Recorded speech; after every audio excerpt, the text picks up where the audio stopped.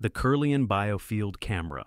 In 1939, inside a modest Soviet laboratory tucked away in Krasnodar, Russia, a maintenance technician named Semyon Kirlian and his wife Valentina made an accidental discovery that would echo through the corridors of fringe science for decades. While repairing high-frequency electrical equipment used in hospitals, Kirlian noticed something strange. When a patient's body came into contact with a high-voltage circuit, but without pain or harm, it emitted a brief and distinct light. Fascinated, the couple decided to replicate the phenomenon using photographic plates and electrical fields. What they produced stunned even themselves.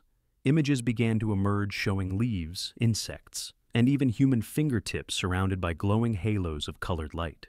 These weren't reflections or burns. The effect persisted even when the object was placed on insulating material. Kirlian claimed they had captured something the human eye could never see unaided, the living energy field of matter. The photographs were vivid, ethereal, and alarmingly consistent. In some cases, when the subject was under emotional stress, the glow shifted in shape and intensity. When the subject was ill, the aura dimmed, but one image in particular defied explanation. A leaf was torn in half, with only one portion placed on the plate. The resulting photo, however, showed the outline of the entire leaf glowing faintly, as if the missing half still existed in another form. The Kirlians repeated the experiment with multiple samples and received similar results. They called it the phantom leaf effect. To them, this wasn't photography. It was a method of revealing an invisible dimension. Technically, the camera functioned by applying a high-frequency electric field to the object resting on photographic film.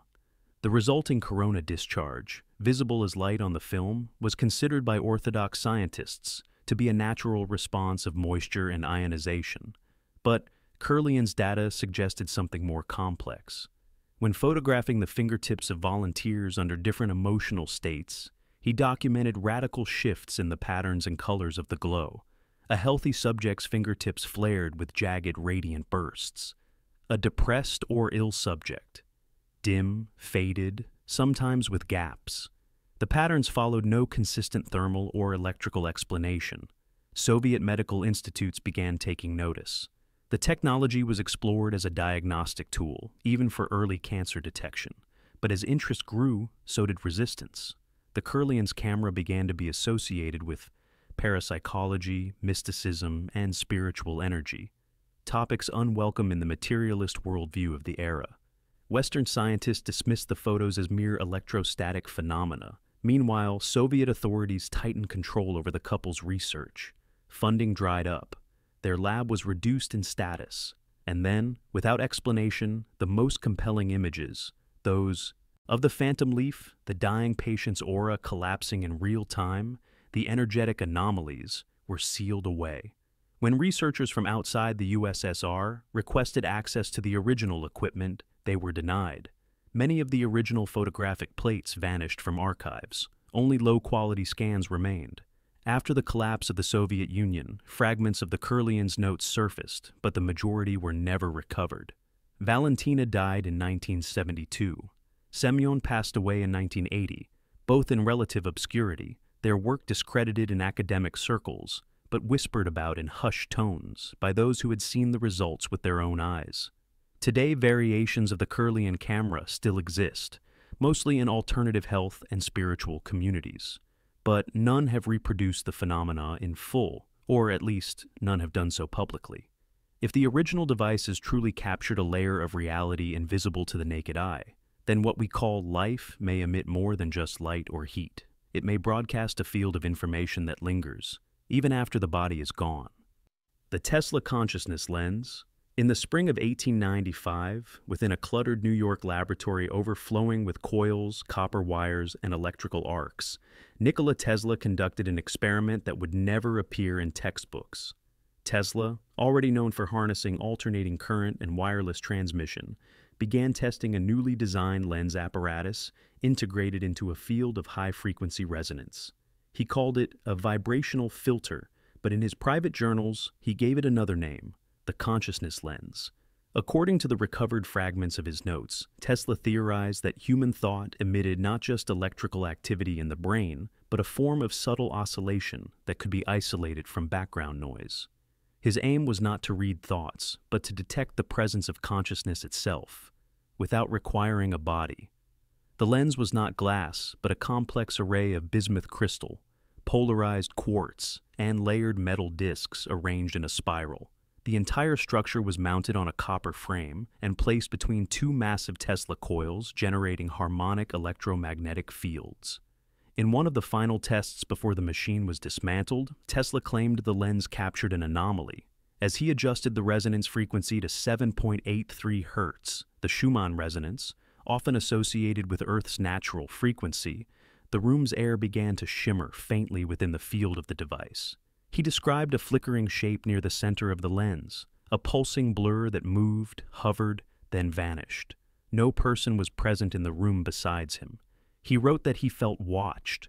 The following day, he collapsed from what his assistants called a seizure of nervous exhaustion. Tesla never shared this publicly, but in letters to his confidants, he suggested that consciousness might not be generated by the brain at all. It could be an external force, something that the brain receives or amplifies. His lens, in theory, allowed him to see the afterimage of a thought form, or perhaps something even stranger, the echo of presence without physical form. After this incident, Tesla sealed the lens in a steel box and halted the experiment. Years later, during his final years living at the New Yorker hotel, he often told interviewers he was in communication with forces beyond human understanding. While many dismiss this as the ramblings of an aging genius, recent analysis of Tesla's recovered diagrams suggests that the lens had elements now recognized in quantum resonance imaging. The use of bismuth and quartz, materials with high diamagnetic properties, combined with rotating electromagnetic fields, bears eerie resemblance to modern attempts at zero-point field detection. In 1943, after his death, the FBI ordered the seizure of Tesla's papers. Among them were all documents related to the lens project. The government later claimed that nothing of value was found, but witnesses present during the confiscation noted a separate, unidentified wooden crate removed from the premises, never cataloged, never mentioned again. What exactly Tesla saw through that lens remains unknown. Some believe it was a figment of exhaustion. Others think he had pierced a membrane between frequencies of reality. In any case, the original device was never found. Only diagrams remain, buried in archives or lost in the web of private collectors and classified vaults. If Tesla's lens did capture a glimpse of disembodied thought, or something conscious without matter, then our understanding of the mind, death, and dimensional boundaries is incomplete. Perhaps we are not creatures that produce thought. Perhaps we are receivers in a broadcasted ocean of consciousness, and Tesla, just for a moment, saw one of the signals drift by. The soul-weight balance. On April 10, 1901, inside a dimly lit room in a Massachusetts hospital, physician Duncan McDougall placed a dying tuberculosis patient on a custom-built industrial scale. The room was sealed, quiet, controlled. McDougall's goal was simple yet audacious: to determine whether the human soul had mass. As the patient exhaled his final breath, the needle on the scale flickered, then dropped. The total loss, 21 grams. McDougall repeated the experiment 5 more times over the following months, each trial involving a patient in their final moments. In 4 of the 6 cases, a similar pattern occurred, a sudden and unaccounted-for reduction in weight within seconds of death. The precision of the apparatus was beyond dispute. Calibrated to the milligram, enclosed in a temperature-controlled environment, and compensated for air displacement and bodily fluids, the device was built to remove all doubt. The press got wind of the results. Headlines called it proof of the soul, and McDougall found himself at the center of a spiritual and scientific firestorm. But his conclusions were ridiculed by the scientific establishment. Many questioned the sample size, the control methods, and the repeatability. McDougall responded by stating that he had observed something measurable and unexplained, not a theological truth, but a physical anomaly demanding investigation. His most chilling test did not involve humans. He replicated the setup using 15 dogs, all dying under sedation. In every case, no weight loss occurred. McDougall argued that this indicated something unique about human consciousness, something that leaves the body at the moment of death. His opponents accused him of bias, of interpreting data through a spiritual lens. Yet, he never returned to theology. He insisted it was physics. Within a year, McDougall's funding was pulled. His lab equipment disappeared during a hospital relocation. The hospital itself issued a statement distancing itself from the experiments. No medical journal would publish his full results. McDougall died in 1920, still convinced he had witnessed the quantifiable departure of the soul. Decades later, others attempted to replicate his work in secret. In the 1980s, a team of German scientists tested a similar hypothesis using modern beds with digital load sensors. Their results, never published in peer-reviewed journals, reportedly showed momentary fluctuations in weight at death that could not be explained by gas release, perspiration, or muscular relaxation. The team disbanded soon after, and their full findings were never made public. In 2003, a researcher gained limited access to McDougall's private papers through a descendant. Among the yellowing notes were hand-drawn charts and logs, one of which documented a case where the weight dropped not at the moment of death, but precisely 3 seconds before. No explanation was given. The note simply read, "Departure. Anticipates cessation." If McDougall's balance was correct, even once, then something measurable leaves the human body at death. Not memory, not breath, but presence. The vanishing weight may not prove a soul in the religious sense, but it implies a field, an energy, perhaps even information escaping detection. And if that field has weight, where does it go? The Spirit Voice Receiver. In 1959, deep in the Swedish countryside, a filmmaker named Fredrik Jürgensen set up his tape recorder to capture birdsong near a forest clearing. The recording session was ordinary until he replayed the tape hours later. The chirping was there, but layered beneath it, barely audible, was a human voice. It whispered in a language he recognized. It was Norwegian. The voice said his name. Then it said, "Fredrik, can you hear me?" Jürgensen was alone in the forest when he recorded. No one had spoken. Yet the voice on the tape was clear enough to be undeniable. Over the following weeks, he began experimenting, leaving long silences on the tape, adjusting radio frequencies to the static between stations. And again, the voices came, sometimes male, sometimes female, often faint, sometimes urgent. Some addressed him by name. One, in particular, made his blood run cold. It was the voice of his deceased mother. The field would later be called Electronic Voice Phenomena, or EVP. But in these early days, Jürgensen's setup was entirely analog, reel-to-reel tapes, a directional microphone, and radios with wide frequency dials. What he discovered, if discovery is the right word, was a window, not into another world, but into a residue of voices unbound by space or life. The messages were fragmented, sometimes nonsensical, often disturbingly relevant. When he asked, "Who are you?" the response came, "We see but cannot touch." Word of his experiment spread. Skeptics dismissed them as audiopareidolia, the brain's tendency to find patterns in noise. But then came the second wave of researchers. In Germany, Hans Bender replicated the phenomena in laboratory settings. In Italy, the collaboration between Father Ernetti and engineer Marcello Bacci took EVP into more sophisticated realms, capturing full sentences in controlled environments, sometimes in languages the researchers did not speak. One of Bacci's devices was a modified vacuum tube radio, tuned between stations. During a live test in the presence of journalists and scientists, the device emitted a male voice claiming to be a long-deceased relative of an observer. When asked a private question, one only the relative could have known, the voice answered with chilling accuracy. Witnesses reported that the temperature in the room dropped, and the recording equipment outside the room picked up nothing.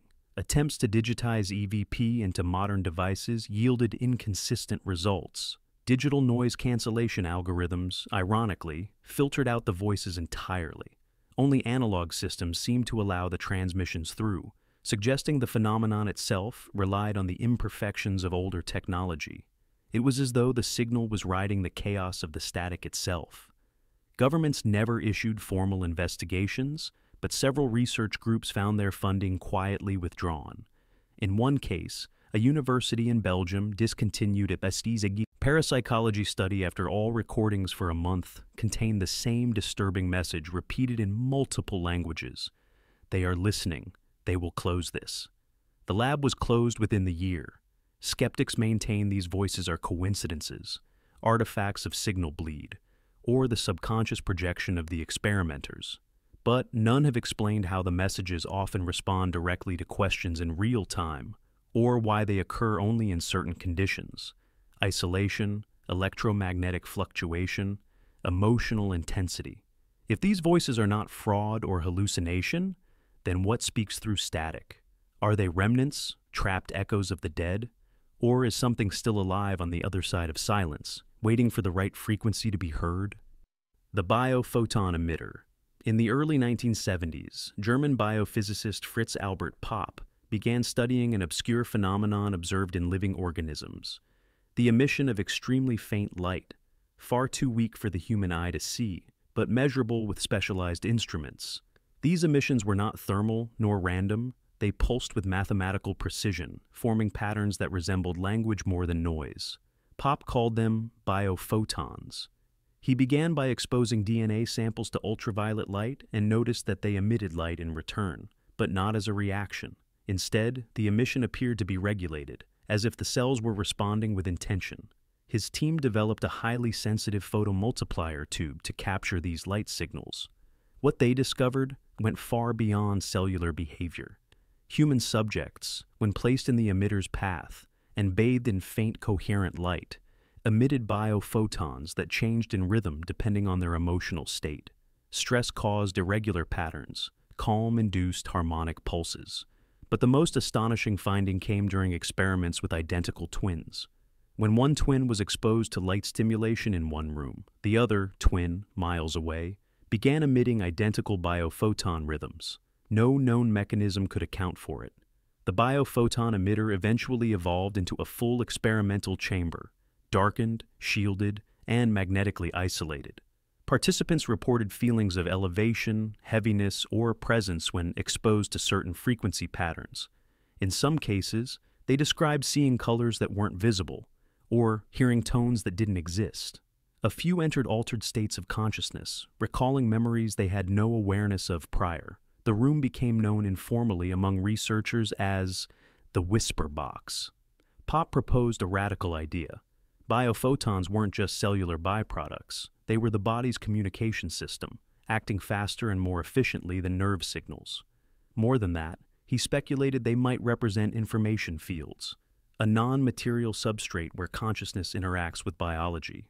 The body, he said, might be a transmitter and receiver, and the emitter allowed access to a channel just outside the visible spectrum. His findings attracted attention, but also resistance. When he attempted to publish his full data sets on remote biophoton synchronization, multiple journals rejected the work, not for flaws in methodology, but because, as one editor wrote, the implications would dismantle too many assumptions.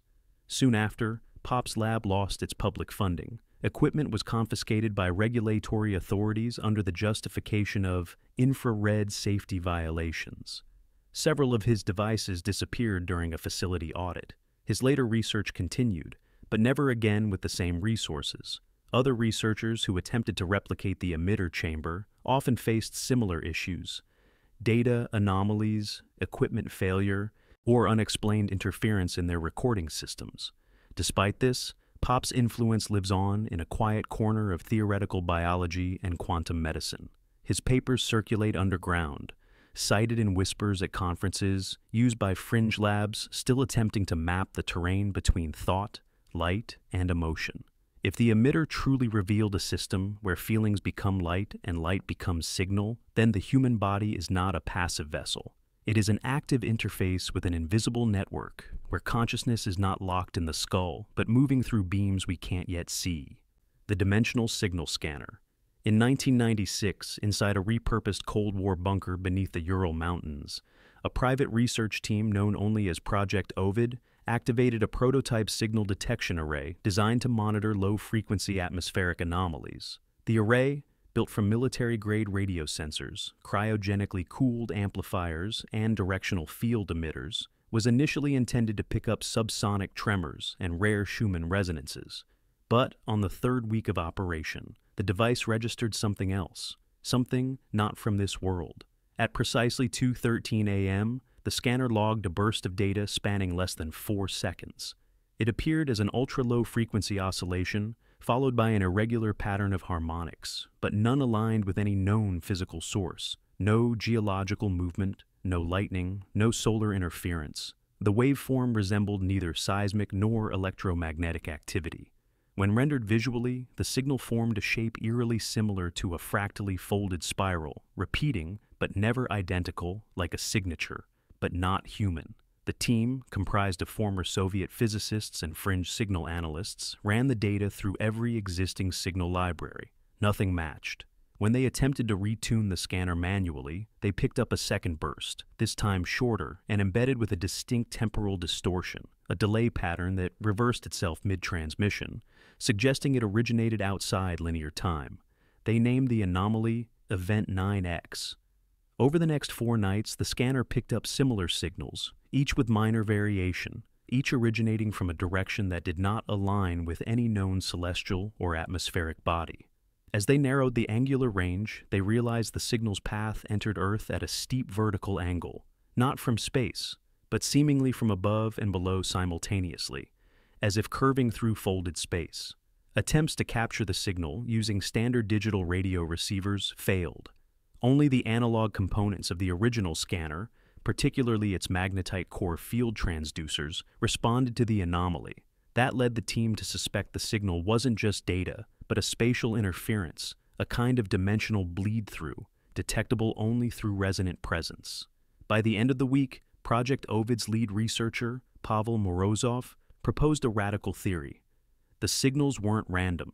They were probes, unintentionally intersecting our reality from an adjacent frame of existence. In his final log, he wrote, "This is not a message. It is a pressure point. We are the membrane." Then, the data stopped. 2 days later, the facility lost power. A fire, blamed on electrical overload, destroyed half the scanner array. Authorities arrived and cordoned off the site, citing radioactive leakage. All surviving members of the team were relocated. Morozov was never seen publicly again. A brief obituary appeared in a regional newspaper weeks later, with no cause of death listed. Years later, fragments of the original signal logs surfaced online, leaking through obscure research forums. One spectrogram was analyzed by an AI pattern engine. It matched a mathematical object known as a Calabi-Yau manifold, used in string theory to describe hidden dimensions. If the dimensional signal scanner captured even a brief intersection with another layer of reality, then the boundaries of our universe may not be closed. They may be porous, vibrating with unintentional contact from domains we were never meant to detect. And in those moments, when the signal bends just right, something else may be listening back. The Psychic Signal Amplifier. In 1993, deep within the basement laboratories of Laurentian University in Ontario, Canada, a neuroscientist named Dr. Michael Persinger was finalizing what he called a neurotheological interface. The device looked unassuming. Wires, coils, a helmet resembling a retro motorcycle shell. But its effects would become the subject of decades of whispered fascination. The apparatus, later dubbed the God Helmet, was not designed to simulate divinity. It was designed to isolate and amplify psychic signals, those unconscious flickers of cognition, presence, or memory that operate beneath thought. At the core of the helmet were solenoids carefully positioned to emit weak magnetic fields, precisely modulated in complex waveforms. When placed on the wearer's head, the fields targeted the temporal lobes, areas of the brain associated with emotion, spatial orientation, and the experience of presence. Participants exposed to the device began reporting something impossible to replicate through suggestion, a sensed presence. Not merely a hallucination, but the distinct impression that someone else was in the room, standing behind them, observing them in total silence. These weren't random sensations. Subjects described the presence as emotionally charged, sometimes benevolent, sometimes ominous, but always aware. Persinger ran hundreds of tests. Subjects from diverse backgrounds, religious, atheist, skeptical, reported similar phenomena. Some broke into tears. Others experienced what they called boundary dissolution, a loss of separation between themselves and everything around them. A few described a bright, pulsing void where thought ceased but awareness remained. One participant fell unconscious, later claiming to have seen a shape made of layered light standing inches from his face. The data grew stranger. In controlled settings, subjects wearing the helmet began describing mental images or concepts that mirrored those of subjects in nearby rooms, without any verbal or visual communication. When Persinger tried using Faraday cages to block external signals, the synchronicities persisted. One test involved the pairs of twins placed in separate rooms. When one twin was shown a disturbing image, the other twin's brain activity spiked simultaneously, even while wearing blindfolds and noise-canceling headphones. Persinger cautiously suggested that consciousness might be non-local, not confined to the brain, but part of a shared electromagnetic matrix. The helmet, he theorized, might be tuning into this matrix, like an antenna brushing against the collective field of minds. Not everyone welcomed the idea. As word spread, criticism followed. Skeptics accused him of manipulating susceptible minds, while some religious groups denounced the device as an attempt to manufacture false spiritual experiences. But others, including intelligence communities, took notice. In 2002, documents leaked from a research grant audit suggested that variations of Persinger's design had been adapted in military psychological operations, under the codename Silent Veil. These versions use portable electromagnetic emitters capable of inducing emotional states at a distance. The files were marked as behavioral resonance influence and have never been officially acknowledged. After decades of work, Persinger's lab was quietly defunded. The original helmet was dismantled. Persinger passed away in 2018, having never claimed his device could read minds, but insisting it could reveal what lies just beneath the membrane of waking reality. If the psychic signal amplifier truly functioned as he believed, then our thoughts may not be sealed within skulls. They may drift, resonate, and converge in a shared atmospheric ocean, one we pass through unknowingly until the right frequency draws something else into the room with us. The Subconscious Translator. In 2014, a research facility on the outskirts of Kyoto, Japan, quietly released a short abstract in a neuroscience journal. Buried beneath pages of technical jargon was a single phrase that drew attention from a few careful readers: visual reconstruction of subconscious imagery during REM states. The paper described a prototype machine capable of something long thought impossible: reading and decoding dreams. The device, later dubbed the Subconscious Translator, operated by combining real-time fMRI brain scans with machine learning algorithms trained on massive datasets of visual inputs. Volunteers were shown thousands of images while their brain activity was recorded. The AI then learned to correlate specific patterns of neural activation with known visual features: faces, objects, environments. Once the system reached a level of predictive accuracy, researchers took the next step: letting subjects fall asleep.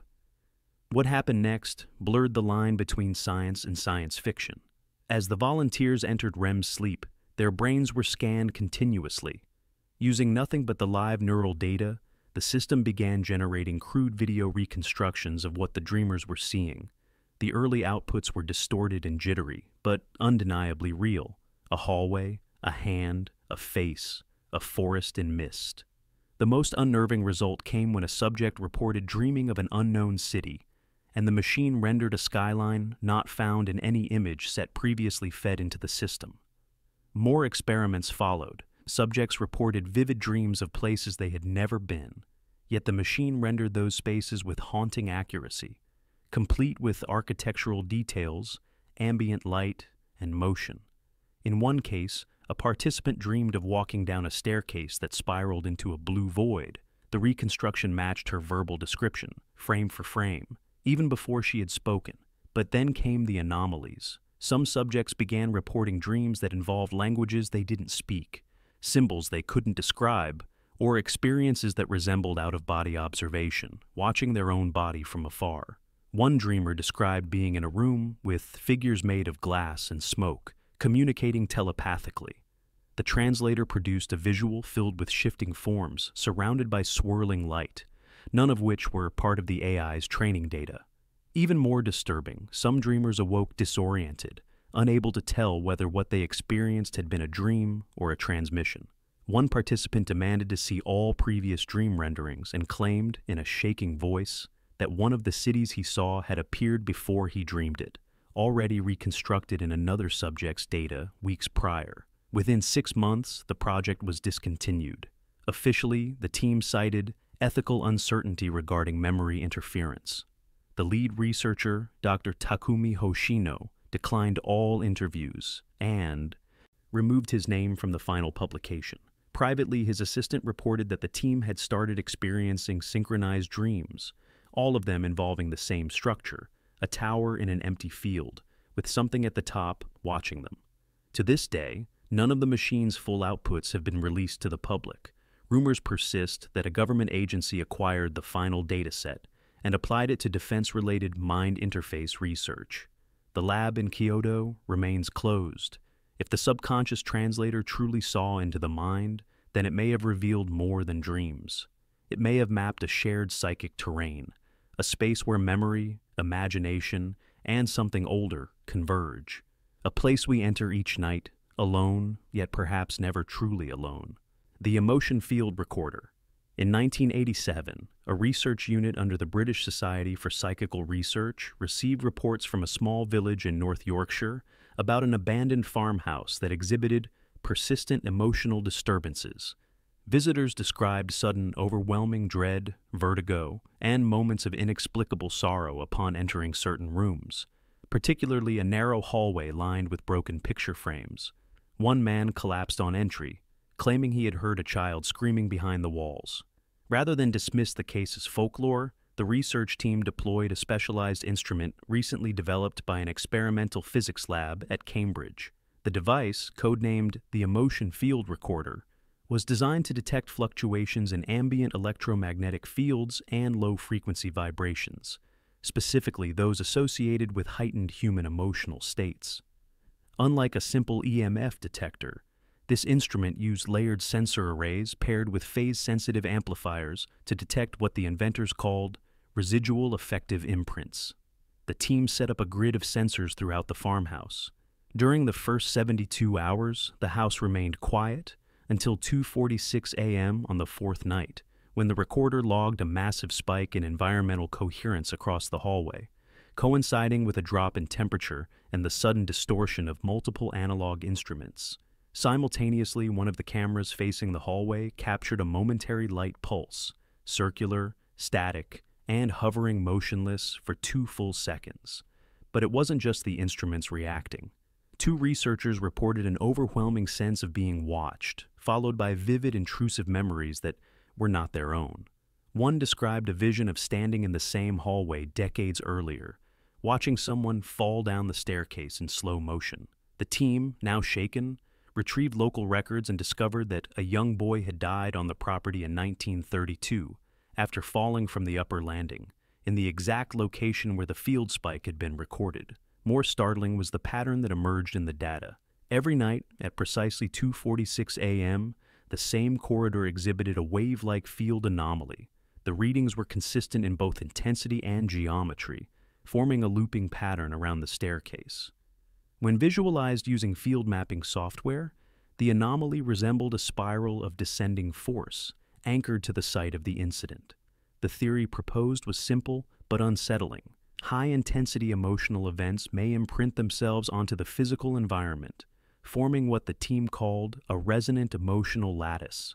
In such places, under certain conditions, the field could be reactivated, causing new visitors to relive fragments of the original trauma. Not a ghost, not a haunting, but a reactive scar in the space-time substrate, echoing endlessly.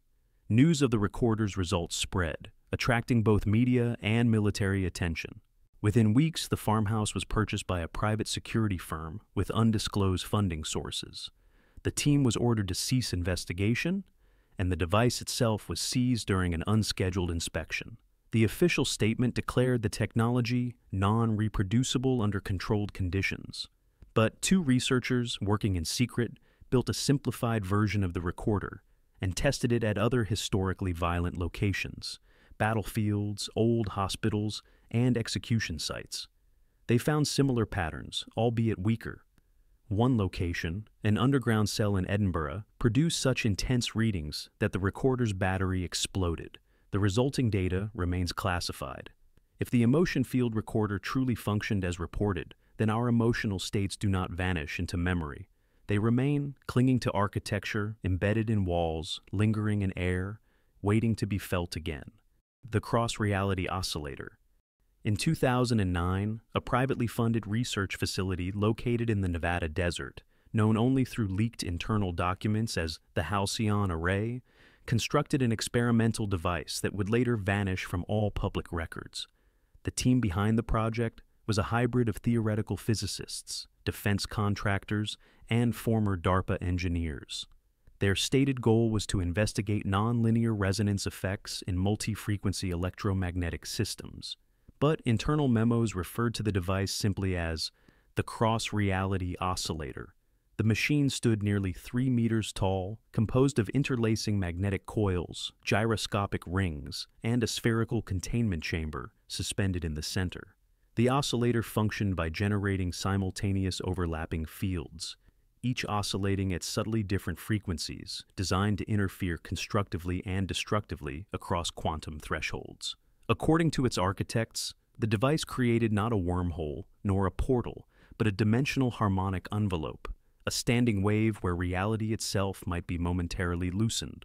On its third test run, the oscillator was activated for just 2 minutes and 34 seconds. Sensors in the chamber recorded a spike in vacuum fluctuation, anomalous particle behavior, and unexplained gravitational drift. But it wasn't the data that alarmed the observers. It was what happened to the test environment. Inside the chamber, a sealed mannequin surrounded by passive sensors moved. Its arm, initially by its side, was found raised, caught mid-motion in the video log. A fracture appeared along the back wall, as if the concrete had momentarily folded and then reconstituted itself. The team assumed a software glitch until a physicist monitoring the chamber began to scream. He claimed he saw his own reflection blink independently from him. The device was shut down, but the strangeness didn't stop. In the following days, several team members reported memory disturbances. One recalled an entire day that the others insisted had not occurred. Another, a materials engineer, described waking up in her home and finding all the items on her bookshelf arranged in reverse order. Surveillance footage confirmed the change, but showed no one entering or exiting. Most disturbing was the account of Dr. Lena Mykov, the project's systems architect. She claimed that during the test, she experienced a form of sensory doubling, seeing the control room and, simultaneously, a corridor she'd never walked down before. The hallway was metallic, dimly lit, and opened into a vast space containing a replica of the oscillator, except it was pulsing, alive with moving light, and surrounded by figures she could not identify. When she blinked, she was back in her chair. Within a week, the entire facility was evacuated. The official reason given was structural instability due to magnetic interference. But satellite images showed the building demolished. Within the month, no follow-up papers were published. The team members disappeared into private sector positions. Dr. Mykov reportedly relocated to Finland and has not spoken publicly since. Leaked schematics of the oscillator show a disturbing detail. The frequencies used in the resonance pattern correspond to theoretical tones hypothesized in M theory to describe the vibration of hidden spatial dimensions. If the oscillator did what its creators intended, it may have briefly loosened the weave of space, not tearing through it, but sliding between two close but distinct realities. If such a device functioned even for a moment, then our universe is not isolated. It is part of a stacked lattice of domains, layered so tightly that, with the right harmonic nudge, one can bleed into the next. And when that happens, the laws of physics no longer guarantee which version of reality you'll return to. Conclusion: the 10 devices described in this record do not form a list of isolated curiosities. They reveal a cohesive and deeply unsettling pattern, a pattern in which the boundary between the visible and the invisible is not merely thin, but actively being crossed. Each machine, from the Kirlian camera to the Cross-Reality Oscillator, represents a deliberate attempt to breach the limits of human perception and material science. But far more disturbing is what happened once those breaches occurred: silence, disappearance, and suppression. This is not coincidence. It is a recurring model. When a device reveals the invisible, whether it captures the aura of the dying, the presence of unseen observers, or signals from other dimensions, it is quickly dismissed, confiscated, or erased from scientific discourse. Researchers vanish into private contracts. Data is locked away under pretexts of safety, ethics, or national security. Equipment is dismantled, publications blocked, and any remaining documentation buried beneath layers of bureaucracy. The public hears nothing. Those who persist are ridiculed or erased. This is not scientific caution. It is systematic containment. And what is being contained? Not just dangerous technology, but dangerous implications. These machines hint at a reality far more layered than the one we are told to believe in. A world where consciousness may be non-local, where emotion leaves measurable residue, where voices speak through static, and where dimensions fold close enough to touch. If even one of these devices truly worked as described, then entire pillars of physics, medicine, and metaphysics collapse. What we lose in this quiet suppression is enormous. The potential to map the structure of consciousness, the ability to communicate with lost loved ones, the means to detect and perhaps navigate adjacent layers of existence. These are not just fringe curiosities. They are technologies with the power to redefine what it means to be alive, to die, to remember, and to exist. And yet, with each breakthrough, the same pattern repeats. The more a discovery threatens the illusion of a closed, predictable universe, the more it is erased from public record. We are told to focus on what can be measured, while the tools that might expand measurement itself are taken from us. These stories are not ancient myths. They are recent, documented, and often unfinished. The devices still exist, in vaults, in fragments, in minds that dare not speak, and perhaps more are being built, in silence, right now. The real question is no longer whether these devices captured the unseen world. The question is, why has that world been declared forbidden?